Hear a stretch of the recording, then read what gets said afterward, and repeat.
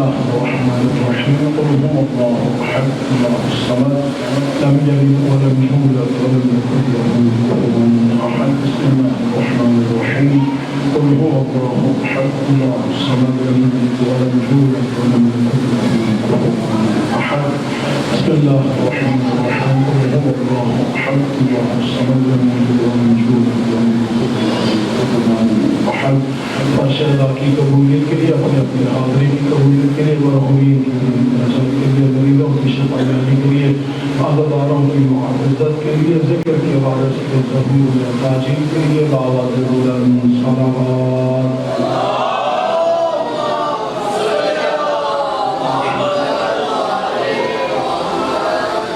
أعوذ بالله من الشيطان اللعين الرجيم بسم الله الرحمن الرحيم الحمد لله رب العالمين بارئ الخلائق أجمعين والصلاة والسلام وتحية والإكرام على نبينا وشفيع ذنوبنا وطبيب قلوبنا مولانا ومولى الثقلين جد الحسن والحسين أبي القاسم محمد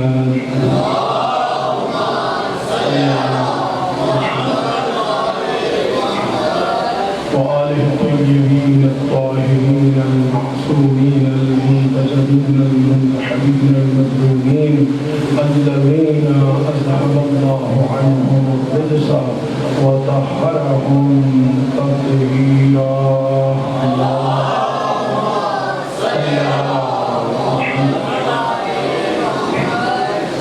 ولعنة الله على أعدائهم أجمعين من يوم عذابتهم إلى قيام يوم الدين وبعد يوم الدين أما بعد فقد قال الله الحكيم في كتابه المتين بسم الله الرحمن الرحيم إنما وليكم الله ورسوله والذين آمنوا الذين يقيمون الصلاة ويؤتون الزكاة وهم راكعون ومن يتول الله ورسوله والذين آمنوا وإن حزب الله هم الغالبون صدق الله العلي العظيم حسن الكريم صلوات الله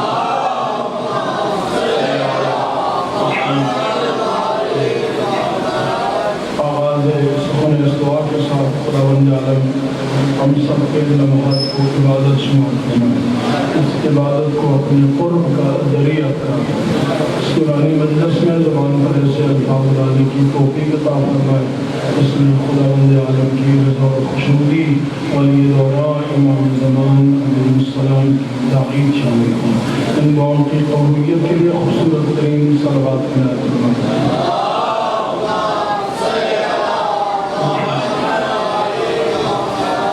پرچم ولایت و غلبہ اسلام کا عنوان کے لیے سورہ مبارکہ المائدہ کی آیت نمبر 55 اور 56 دو آیات مجیدہ مسلسل آپ کے سامنے نامہ کلام میں تلاوت کرنے کا شرف حاصل کیا ہے خداوند عالم نے ارشاد فرمایا انما ولیکم اللہ ولی صرف اور صرف اللہ ہے ورسولہ اور اس کا رسول ہے والذین آمنوا الذین یقیمون الصلاة ویؤتون الزکاة وهم راکعون اور وہ صاحبان ایمان جو نماز کو قائم کرتے ہیں اور حالت رکوع میں زکوٰۃ دیتے ہیں وہ تمہارے ولی ہیں ومن یتول اللہ ورسولہ پس جو بھی اللہ کی ولایت میں آ جائے اور اس کے رسول کی ولایت میں آ جائے والذین آمنوا اور ان صاحبان ایمان کی ولایت میں جو حالت رکوع میں زکوٰۃ دیتے ہیں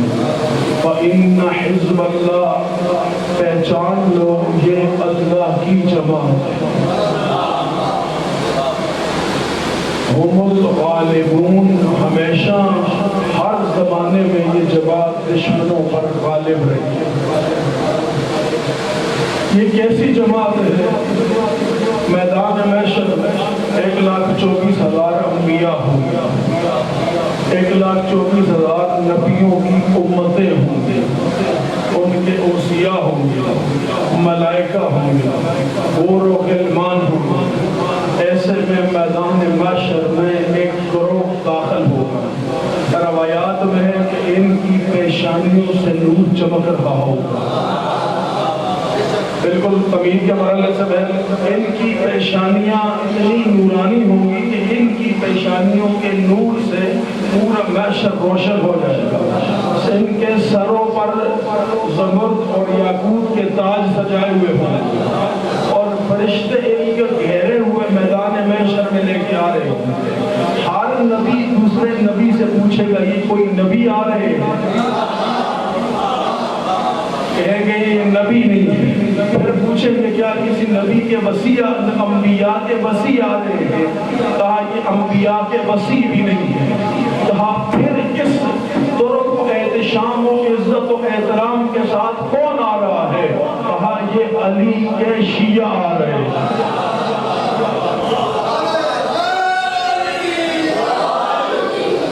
یہ مولا علی کے یہ وہ ہیں جن کے دل میں مولا کائنات کی اللہ نے ولایت کا نور رکھا تھا۔ آج وہ نور ان کے دل سے نکل کے ان کی پیشانیوں سے چمک رہا ہے۔ سامعین محترم، یہ نور کیوں ہوگا؟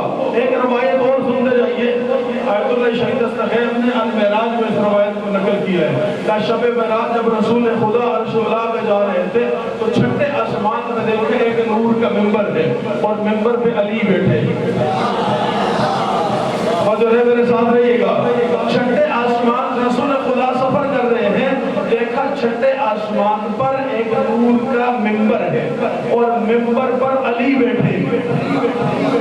رسول خدا نے جبرائیل سے پوچھا کیا یہ میرے بھائی علی ہیں؟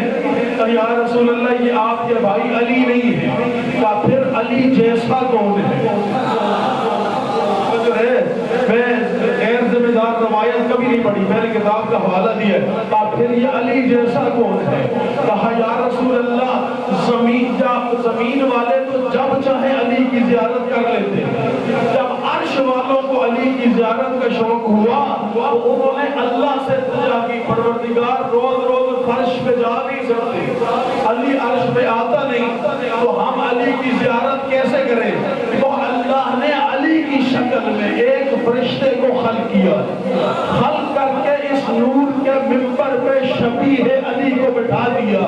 اب جس فرشتے کو بھی علی کی زیارت کرنی ہوتی ہے، جملہ سمجھے گا، جس فرشتے کو بھی علی کی زیارت کرنی ہوتی ہے وہ فرشتہ فرش پہ نہیں جاتا، یہاں شبیہ کی زیارت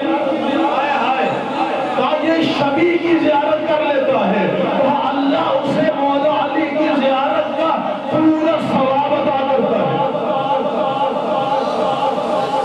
کو کم کر دیا اگر کوئی ہے تو اللہ اسے مولا علی کی زیارت کا پورا ثواب عطا کرتا ہے۔ اچھا فرشتوں کو ثواب کی کیا ضرورت ہے؟ ہائے ہائے آپ نے جب لے ارے فرشتوں کو ثواب کی کیا ضرورت ہے؟ نہ انہوں نے جنت میں جانا ہے نہ انہوں نے جہنم میں جانا ہے، ثواب کی انہیں ضرورت ہے جنہوں نے جنت میں جانا ہے، عذاب کی انہیں ضرورت ہے جنہوں نے جہنم میں جانا ہے۔ اور خدا کی قسم یہ جہنم بھی کمال کی چیز ہے۔ رسول خدا نے مسجد نبوی کے ممبر سے صحابہ کو مخاطب کر کے فرمایا تھا، پوچھنا جاننا چاہتے ہو یہ جہنم اللہ نے کیوں بنایا ہے؟ یا رسول اللہ بتا دیجئے۔ فرمایا لو اجتمع الناس علی حب علی بن ابی طالب لما خلق اللہ النار، اگر ساری کائنات کے انسان علی کی محبت میں اکٹھے ہو جاتے اللہ جہنم کو خلق ہی نہ کرتا۔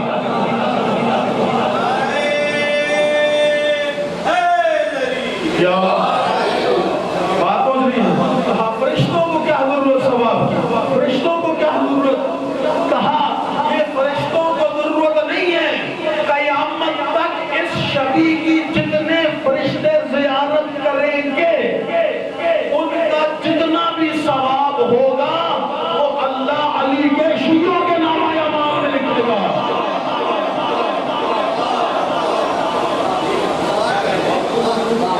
یعنی کیا مقام ہے ولایت کا کہ نور ولایت دل میں جاگزین ہوا، فرشتے عرش پہ مولا کی زیارت کرتے ہیں فرش پہ علی کے شیعوں کے نامہ اعمال میں خدا اس کا ثواب دیتا ہے۔ یہ ولایت ہے، انما ولیکم اللہ، اللہ تمہارا ولی ہے۔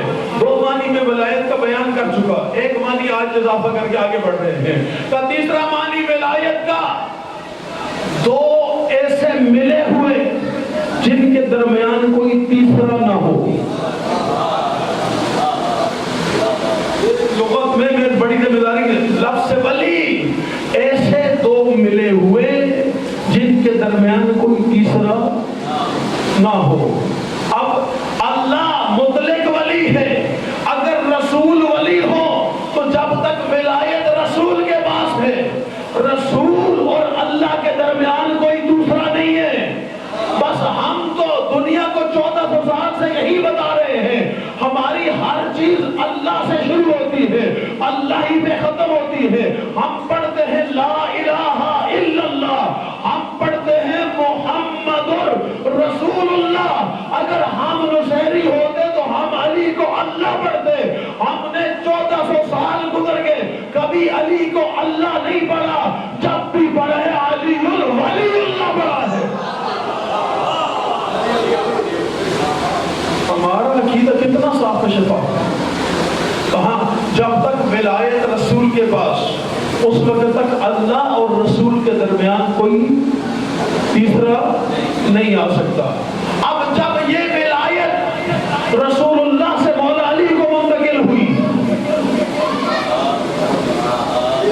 جب یہ ولایت رسول خدا سے مولا علی کو منتقل ہوئی، تو اب علی اور اللہ کے درمیان کوئی دوسرا، ارے جب عرش پہ اس نے بلا فصل رکھا ہے تو فرش پہ کیسے بلا فصل نہ ہو؟ اور میری جملے کی قدر، عرش پہ اللہ نے بلا فصل رکھا ہے۔ میرا دل ہے میں دو آیتیں آپ کو سناتا چلوں۔ دیکھیں ولایت کیا ہے، علی کیا ہے؟ اللہ کا معبود، اللہ کے بعد مطلق ولی ہے۔ یہ جو مطلق ولی ہے نا، اس نے ساری دعائیں قرآن میں جتنی اللہ نے رسول اللہ کی بیان کی امت کے لیے مانگی ہے، اپنے لیے کچھ نہیں مانگا۔ اور جس نے اپنے لیے کچھ نہیں مانگا نا، اس نے دو چیزیں اللہ سے مانگی ہیں اپنے لیے۔ قرآن سے بیان کر رہا ہوں، قرآن دو چیزیں اس نے اپنے لیے اللہ سے مانگی ہیں۔ کون کون سی؟ پہلی بیت اللہ، دوسری ولی اللہ۔ جو ہے پہلی بیت اللہ، دوسری ولی اللہ۔ مانگنے کا انداز دیکھیے گا، قرآن کی آیت سماعت فرمائیں، سورہ مبارکہ بقرہ آیت کا نمبر 147۔ ارشاد رب العزت وقد نرى تقلب وجهك في السماء۔ رسول خدا کو یہودیوں نے تانا دیا تمہارا کوئی قبلہ نہیں ہے۔ بیت اللہ سے پہلے مسلمان کی طرف اڑ کے نماز پڑھتے تھے، بیت المقدس کی طرف۔ یکم 1 ہجری تک مسلمان نماز کہاں پڑھتے تھے؟ بیت المقدس کی طرف۔ جب میرے نبی نے 14 سال بیت المقدس کی طرف اڑ کے نماز پڑھی ہے تو میں کیسے کہہ دوں یہ یہودیوں کا ہے؟ یہ جو ہم نے سید حسن نصر اللہ جیسی شخصیت بیت المقدس پہ قربان کی ہے، شہید قدس، شہید سلیمانی جیسی شخصیات، جنرل سلامی جیسی شخصیات، حتیٰ کہ رہبر معظم جیسی شخصیات ہم نے اس بیت المقدس پہ قربان کی ہے۔ یہ ایسا ہی نہیں قربان کی، ہم دنیا کو بتانا چاہتے ہیں جو لاوارث ہونا وہ ہمیشہ مار کھاتا ہے، جس کے وارث ہو جب تک ایک بھی وارث موجود ہو اسے تنہا نہیں چھوڑتے۔ ارے 1400 سال سے بیت المقدس کی حفاظت کرنا اور اتنی بڑی بڑی قربانیاں دینا اس بات کی دلیل ہے کل رسول وارث تھے، آج رسول والے وارث ہیں۔ بات سمجھ گئی؟ رسول اللہ نماز کہاں مڑ کے پڑھتے تھے؟ بیت المقدس کی طرف۔ جب ادھر مڑ کے نماز پڑھتے تھے یہودی تانا دیتے تھے، سیقول السفہاء من الناس ما ولوا عن قبلتهم التي كانوا عليها، کہ میرے محبوب یہ بے وقوف تجھے کہتے ہیں تیرا تو کوئی قبلہ ہی نہیں ہے۔ یہودیوں کو اللہ نے سفہاء کہا، سفہاء کہتے ہیں بے وقوف کو۔ پہلی دفعہ ان بے وقوفوں کا علی والوں سے ٹکرا ہوا ہے۔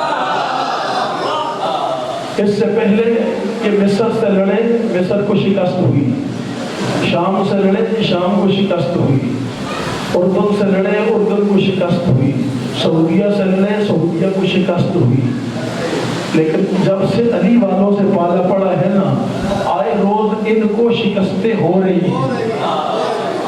میں نے کہا خدایا راز کیا ہے؟ کہا خدا انہیں دنیا میں بتانا چاہتا ہے جہاں ولایت نہ ہونا وہاں شکست اللہ بشانی پہ لکھ دیتا ہے، لیکن جس دل میں علی کی ولایت ہو وہاں قربانی نہیں دیکھی جاتی، فتح و نصرت دیکھی جاتی ہے۔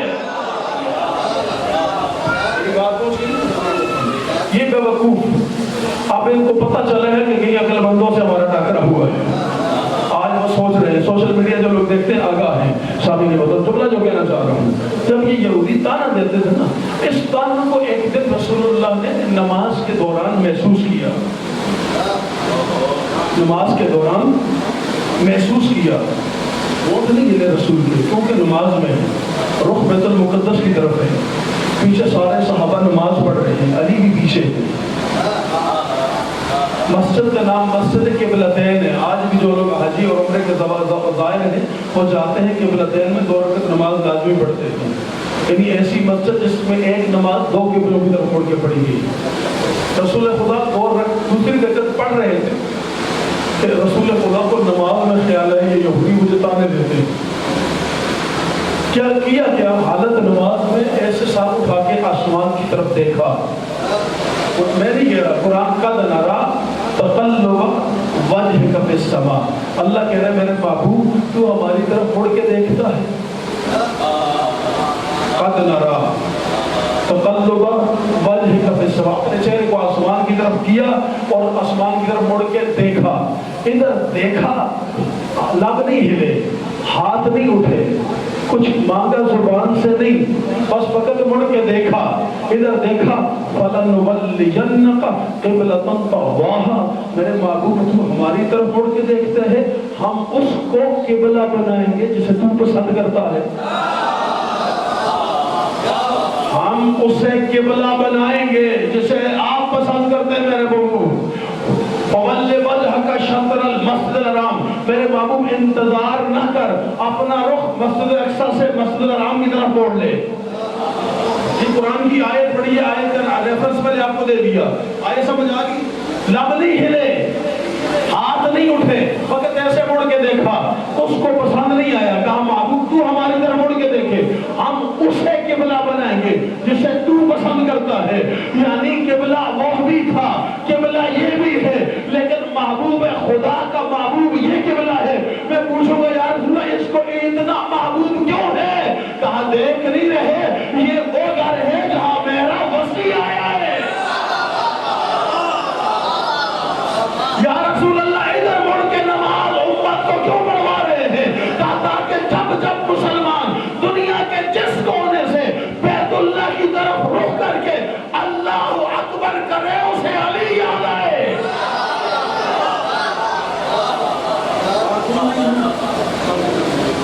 علی یاد آئے۔ اب فَوَلِّ وَجْهَكَ شَطْرَ الْمَسْجِدِ الْحَرَامِ، اللہ نے کہا میرے محبوب دیر نہ کر، تھا فوراً بلا فاصل اپنا رخ بیت المقدس سے بیت اللہ کی طرف موڑ لے۔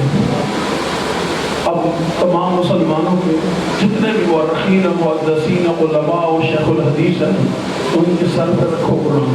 رسول نے 2 رکعتیں پڑھ لی تھی، 2 رکعتیں باقی تھی، یہ بھی تو ہو سکتا تھا یہ 2 پڑھ لیں، اگلی 2 ادھر مڑ کے پڑھ لیں، اگلی نماز ادھر مڑ کے، نہیں، رسول 2 پڑھ چکے تھے، 2 باقی تھی۔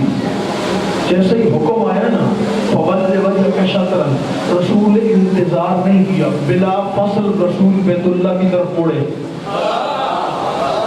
یہ لفظ فا پہ غور کیجئے گا، فَوَلِّ وَجْهَكَ شَطْرَ الْمَسْجِدِ الْحَرَامِ، رسول اللہ نے دیر نہیں کی، فوراً اپنا رخ موڑا، کدھر موڑا؟ بیت اللہ کی طرف۔ یا رسول اللہ 2 رکعتیں رہ گئی ہیں، مکمل کر لیں۔ اب اگلا جملہ، جو پیچھے نمازی کھڑے تھے نا، ان نمازیوں میں صرف ایک تھا جو رسول کے ساتھ موڑا، ایک تھا جو रसूल के साथ पढ़ा, बाकियों का रुख बैतुल मुक़द्दस की तरफ ही रहा। मैंने किसी ज़ईफ़ रवायत में नहीं पढ़ा कि नबी का रुख उधर था तो उधर मुड़े हुए थे, नमाज दोबारा पढ़ो। नहीं, जिन्होंने उधर मुड़ के नियत की थी उन्होंने उधर ही मुड़ के नमाज को तमाम किया, फिर भी नमाज सही थी। लेकिन अली ने नबी के साथ मुड़ के बताया। अली के लिए फर्क नहीं पड़ता, सफर हो या हदर हो, घर में हो या बाहर हो, नमाज में हो या रोजे से, जिधर नबी मुड़ेगा साथ अली मुड़ेगा।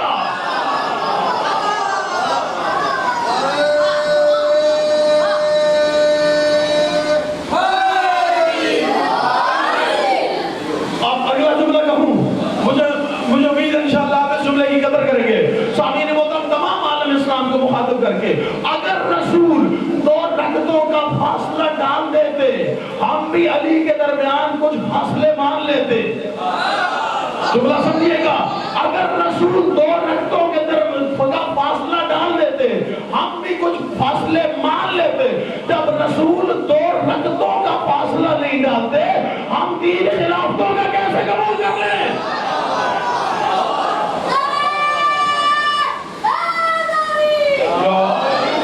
अब आप सवाल करें क्यों बिला फसल का? इसलिए कि अल्लाह ने कहा फवल्ले कंटिन्यूटी, फौरन, जल्दी, जितना जल्दी हो सके अपना रुख फेर ले।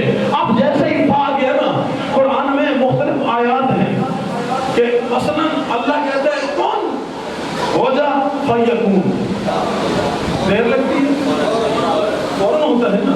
हज़रत मूसा अलैहिस्सलाम ने अपना आसा पत्थर पे मारा, फन फजरत इस्नत अशर ऐना, इधर आसा लगा उधर 12 चश्मे फूटे। फासला आया? नहीं आया ना। क्यों नहीं आया? इसलिए कि फा आ गया। अब यहाँ पर जब फा लगा तो पता चला जहाँ फा आ जाए फिर फासले मिट जाते हैं। अब समझ आया कदीर में नबी ने क्यों कहा था मन कुन्तु मौला हो फा आला अलीउल मौला। ये फा इसलिए कहा था ताकि क़यामत तक सनद रहे कि जब फा आ जाता है फिर फासले खत्म हो जाते हैं, फिर बिला फासल हो जाया करता है। अब जो चीज लब ना हिले, हाथ ना उठे, नबी आरज़ू करे, अल्लाह दे दे, उसे कहते हैं बैतुल्लाह। फिर जुमले को रिपीट कर रहा हूं, जहां नबी आरज़ू करे, होंठ ना हिले, हाथ ना उठे, ज़बान हरकत ना करे, उसके बावजूद भी जो अल्लाह नबी की आरज़ू पे दे दे, उसे कहते हैं बैतुल्लाह। फिर एक मर्तबा अल्लाह के ने अपने महबूब से कहा, महबूब अली चाहिए, परवरदिगार चाहिए, अली चाहिए। कहा फिर अली चाहिए ना, फिर हाथ उठा, लब हिला, जैसे मांगते ऐसे मांग, ऐसे बोल। आयत के अल्फाज है कुल रब्बि अदखिलनी मुदखला सिद्क़, मेरे महबूब कह दे परवरदिगार मुझे जहां दाखिल कर सच्चाई के साथ, वो अखरिजनी मुखरजा सिद्क़, और जहां से निकाल सच्चाई के साथ, वजअलनी मिन लदुनका सुल्तानन नसीरा, और परवरदिगार मुझे अपनी तरफ से नुसरत नहीं नसीर अता कर। अब जरा अंदाजा हुआ कि जहां लब भी हिले, हाथ भी उठे, वहां पर अल्लाह के रसूल मांगते हैं तो क्या मांगते हैं? मुझे नसीर चाहिए, तो मुझे जुमला कहने दीजिए ना। जब आरज़ू हो, लब ना हिले, ज़ामीन मोहतरम, वहां पर जो बदले में अल्लाह दे दे उसे बैतुल्लाह कहते हैं। और जब नबी को हाथ उठा के मांगना पड़े और मांगने के बाद अल्लाह दे, उसे हमारे अकीदे में अलीउल वलीउल्लाह कहते हैं।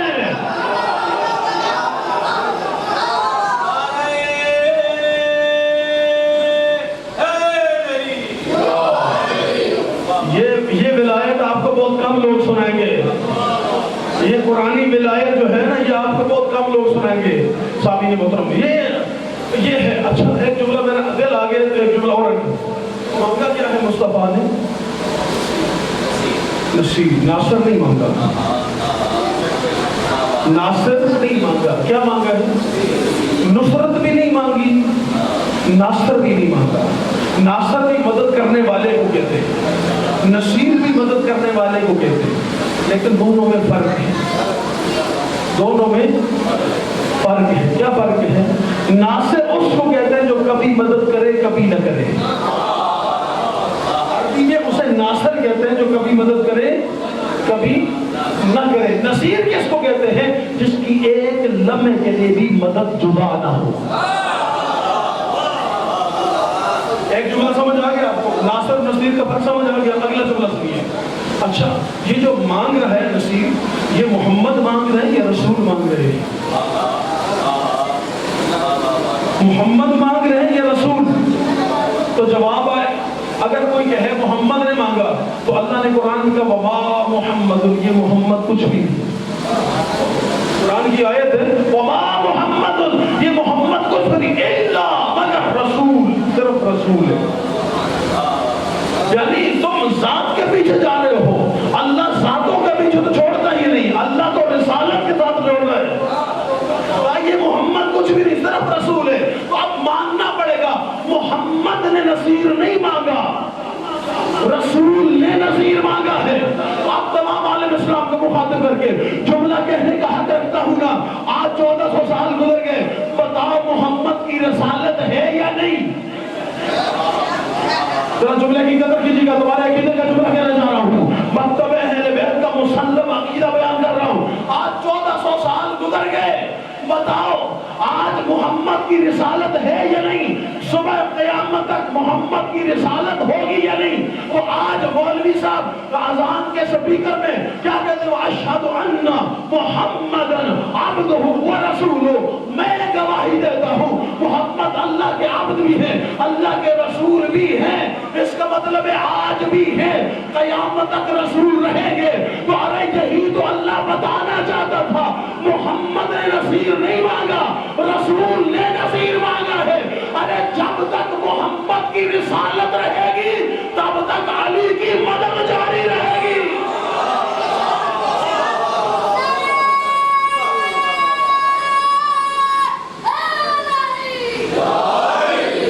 جب تک محمد کی رسالت رہے گی تب تک علی کی مدد رہے گی۔ تو جو محمد کی مدد کر سکتا ہے، کیا امت محمد کی مدد نہیں کر سکتا؟ ہمارا کوئی عقیدہ بھی ایسا نہیں ہے جو قرآن سے باہر ہو۔ الحمدللہ قرآنی آیات اور معصومین کے فرامین کے مطابق ہم عقیدہ بناتے نہیں، ہم چوہدہ سے عقیدہ لیتے ہیں۔ ہم پچھلے سال کی جملہ میں نے کہا تھا، ہم عقیدہ بنا اللہ کے قرآن سے، 14 کے فرمان سے جو عقیدہ ملتا ہے ہم دل و جان سے اسے قبول کرتے ہیں، اس لیے کہ ہم ولایت اہل بیت کو مانتے ہیں۔ ہمارے اوپر حاکمیت مطلق اللہ کی ہے، اللہ کے بعد ہم رسول کو حاکم مانتے ہیں، رسول کے بعد ہم علی کو حاکم مانتے ہیں، اور اس زمانے میں ہم سب مہدی کو اپنا حاکم حقیقی مانتے ہیں۔ ایسا ہے نا؟ ہم سب کا اصل حاکم کون ہے؟ ہم کچھ سقیفہ والے تھوڑے ہی، ہم تو غدیر والے ہیں۔ ہم سقیفہ والے نہیں، ہم تو غدیر والے ہیں، اور غدیریوں کا مولا صرف مہدی ہے اس زمانے میں۔ مہدی سے لے کر علی تک ہم سب کی یہ مولا ہے۔ سامعین محترم، یہ خداوند عالم نے میدان کا معیار دیا ہے، یہ ولایت ہے۔ اللہ ولی، اس کا رسول ولی، اور پھر رسول جسے ولی منوائے، وہ ولی جو حالت رکوع میں زکوٰۃ دے۔ آخری جملہ فضائل کا اور وہ جملے مسائل کے، آپ کی ذہن میں تمام کل سے انشاءاللہ تفصیلی مسائل پڑھوں گا۔ یہ علی نے جب زکوٰۃ دی، علی تو حضرت نماز میں تھا، تمام مورخین نے لکھا ہے کہ ایک دفعہ علی کو تیر لگ گیا پاؤں میں، بڑی کوشش کی، تیر نہیں نکلا، تو رسول خدا نے کہا کوشش نہ کرو، جب علی نماز میں ہو تو تم نکال لینا، علی کو پتہ نہیں چلے گا۔ علی نماز میں کھڑے ہوئے، تیر نکل گیا، علی کو احساس ہی نہیں ہوا۔ علی زین العابدین نماز میں ہے اور پاؤں کو اژدہا زخمی کر رہا ہے، امام کو پتہ ہی نہیں۔ امام حالت نماز میں ہے، امام کا فرزند کنویں میں گر گیا ہے، بیویاں رو رہی ہیں، امام خدا کے ساتھ مربوط ہے۔ تو کہا جو اس طرح خدا کے ساتھ رابطہ ہو، اس نے مسجد میں ساحل کی آواز کیسے سن لی؟ سوال تو جینین ہے نا۔ کہا آپ علی کیسا بنوانا چاہتے ہو؟ ایک وہ علی ہے جس کے پاؤں سے تیر نکلے سے پتہ نہیں ہوتا، اور پھر وہ علی کہ جو سائل اگر کہ اللہ کے نام پہ تو علی انگوٹھی آگے کر دیتا ہے۔ یہ کون سا علی بنوانا چاہتے ہو؟ انہوں نے کہا کہ تم کون سے علی کی بات کرتے ہو؟ تم جس علی کو مانتے ہو وہ تمہارا دوست ہے تمہارے عقیدے کے مطابق، ہم جس علی کو مانتے وہ ولی ہے، اور ولی کا معنی کیا ہے؟ دو ایسے ملے ہوئے جن میں کوئی تیسرا نہ ہو۔ ارے ساحل نے علی سے سوال نہیں کیا تھا، ساحل نے کہا تھا ہے کوئی اللہ کے نام پہ؟ جب ساحل اللہ سے بات کر رہا تھا، علی اللہ کے دربار میں تھا، علی نے ساحل کی صدا مسجد میں نہیں عرش اولا پہ سنی تھی۔ تو ولی ہے علی، ولی ہے عرش اولا پہ۔ یہ جو میں جملے پڑھتا ہوں نا، یہ سارے مجتہدین کے لکھے، آیت اللہ علامہ جوادی عاملی نے مولا علی علیہ السلام کی عرفانی شخصیت کتاب لکھی ہے، اس کے اوپر پوری عرفانی۔ ایک جملہ عرفان کا بھی کہتے ہیں، اگرچہ آج میں صرف یہیں پہ ختم کر رہا تھا، ایک جملہ عرفان کا بھی سنتے جائیں۔ دیکھیں جب ہم عرفان میں اور علم میں کیا فرق ہے؟ جب کسی عالم سے پوچھیں گے نا علی کے معنی کیا ہے، وہ کہے گا بلند۔ عالم سے، لغت والوں سے جب پوچھیں گے علی کے معنی کیا ہے تو وہ کیا جواب دے گا؟ بلند۔ لیکن جب کسی عرب سے پوچھیں گے علی کے معنی کیا ہے، وہ کبھی بھی آپ کو نہیں کہے گا بلند، تو وہ کیا جواب دے گا؟ علماء کہتے ہیں علی کے معنی ہے بلند، اور رفا کہتے ہیں نہیں، علی کے معنی بلند نہیں ہے، کہا جو بلندیوں کو معراج بخشے اسے علی کہتے ہیں۔ خود بلند ہونا کمال نہیں ہے، جو کائنات کی بلندیوں کو معراج بخشے۔ دیکھیں بیت اللہ یعنی کعبہ کے معنی بھی بلند، نجف کے معنی بھی بلند، یہ پہلے ہی بلند تھے، ارے علی نے آ کر انہیں معراج ادا کر دی۔ بات کوشکی دلیل کوشکی نسامی نہ یہ علی ہے، یہ ایسی ولایت، یہ ولایت اس کے دل میں آتی ہے۔ کل انشاءاللہ اس ولایت کے اوپر پڑھوں گا کہ خالص ولایت، ملاوٹی ولایت نہیں، آدھا سقیفہ والے آدھا آل محمد والے نہیں، کل انشاءاللہ پڑھوں گا۔ اور پڑھوں گا قرآن کی آیات سے ہی۔ آپ کو میرا مزاج تو سمجھ آ گیا، میں بہت کم قصے کہانیاں سناتا ہوں، قرآن کی آیات کے ساتھ ساتھ گفتگو کرتا ہوں۔ سامعین محترم، یہ علی جنہوں نے اپنی پوری زندگی اللہ کے لیے گزاری، اس علی کے بیٹے حسین نے کربلا میں جب پوچھا نا مجھے کیوں مارنے آئے ہو،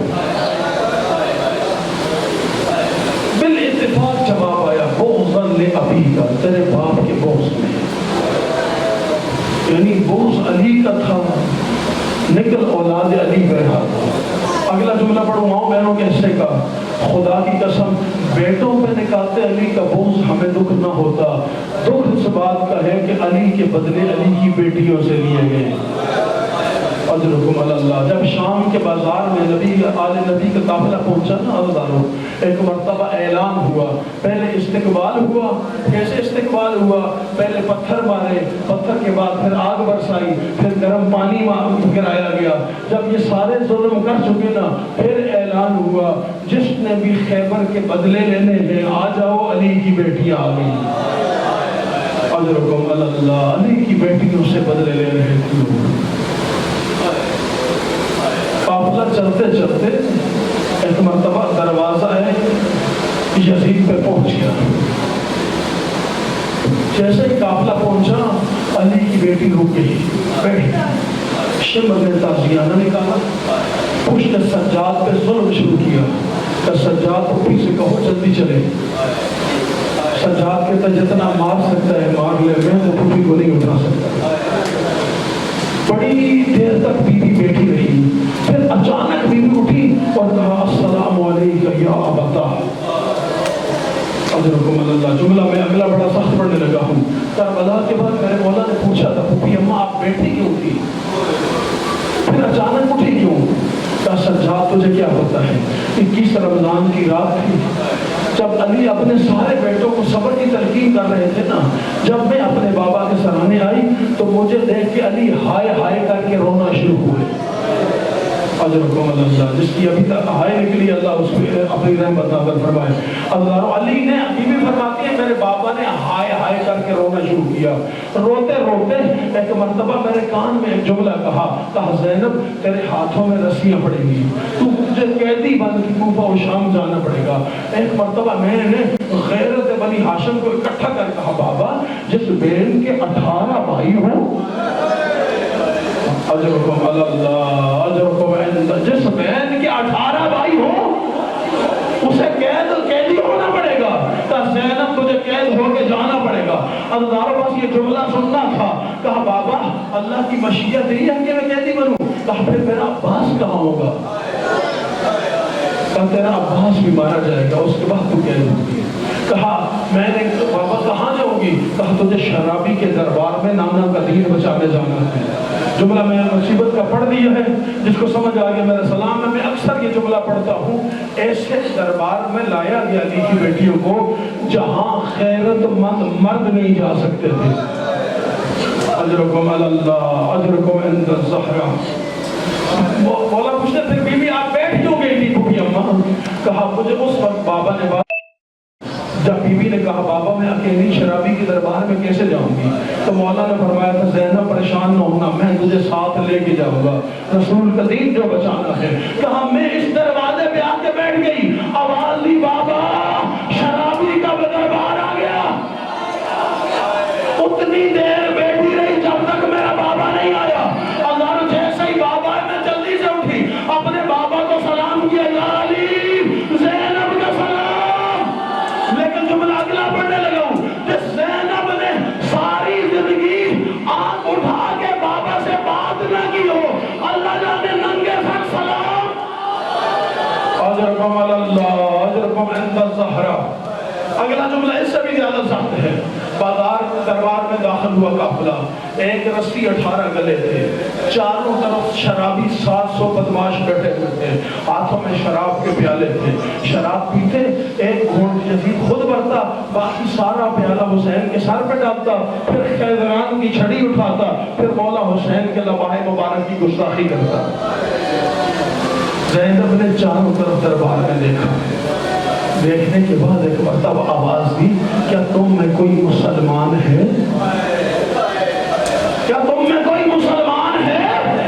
جب کہیں سے جواب نہیں آیا نا خود ہی جواب دیا، اور ظالموں جس نبی کا کلمہ پڑھ کے مسلمان ہوئے ہو، میں اسی نبی کی نواسی زینب، ارے میں زہرا کی بیٹی زینب۔ اسی دربار میں ایک روم کا سفیر بیٹھا ہوا تھا، جب اسے پتہ چلا نا یہ آل نبی کا قافلہ ہے، فاطمہ کی بیٹیاں کہہ لو گیا یہ فاطمہ کے بیٹے کا سر ہے، اس نے اپنا منہ پیٹتے ہوئے ایک مرتبہ کہا اے یزید تجھے شرم نہیں آتی؟ ارے میرا 47 پشتوں سے حضرت داؤد سے فاصلہ ہے، آج تک جو ہے یہودی کو میرے پاؤں کی کھال تو سرما بناتی ہے، ارے نبی کی بیٹی کا بیٹا مار کے تو خوشی منا رہا ہے، اس کی بیٹیوں کو قیدی بنا کے۔ لعنت اللہ علی قوم الظالمین۔